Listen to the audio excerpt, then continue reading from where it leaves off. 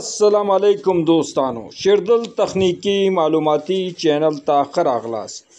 الله تعالی دې وکړي د صحت او عافیت جامه پتن. زموږ د نن ورځې ټاپک او موضوع ده د وی اف ډي انورټر د واټر پمپ د اوبو د پریشر د کمیدو او زیاتېدو پر رابطه باندې ده. د دې مهم لامل څه دی او د دې د اوبو پریشر دوباره څنګه برابرولی شو؟ نو دوستانو زه غواړم په دې رابطه ستاسو سره مختصر لنډ او مهم معلومات شریک کړم. نو دوستانو دا ویډیو مه سکپ کوئ، تر اخره پورې وګورئ ترڅو د دې مفیدو معلومات څخه ځانونه برخمن کړئ. نو دوستانو راځو ټاپک او موضوع ته. دوستانو کله چې د وی اف ډي انورټر د اوبو پریشر کمیږي او زیاتیږي نو په دې صورت کې دوستانو د وی اف ډي انورټر فریکوانسي ورسره هم کمیږي او زیاتیږي. د دې مهم لامل دوستانو د سولر پینلو د وولټ غلط سیټینګ دی په وی اف ډي انورټر کې، یعنی د سولر پینلو د وولټ مطابق سیټینګ په وی اف ډي انورټر کې نوي شوی. نو په هغه صورت کې دوستانو د وی اف ډي انورټر واټر پمپ د دې پریشر چې د اوبو دا کمیږي او زیاتیږي. نو دوستانو د دې مشکل د حل فصل لپاره زه تاسو ته په وی اف ډي انورټر کې یو 3 سیټینګونه درخم.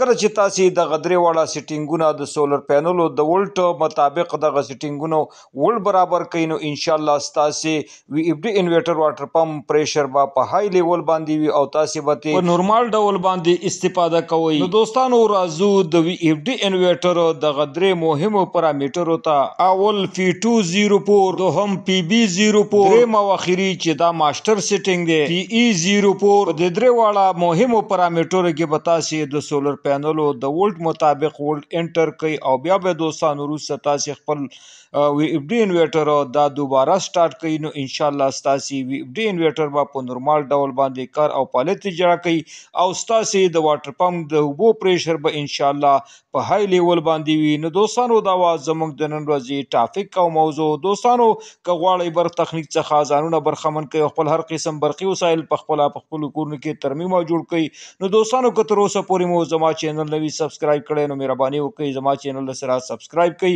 او که دا ویډیو مو خوښه شوي در سره لایک او شیر کړئ د خپل مرګرو سره ترڅو خیر او پیډه ټولو ته ورسیږي. دوستانو تاسو له توجه او لیدو څخه یو نړۍ مننه. السلام علیکم.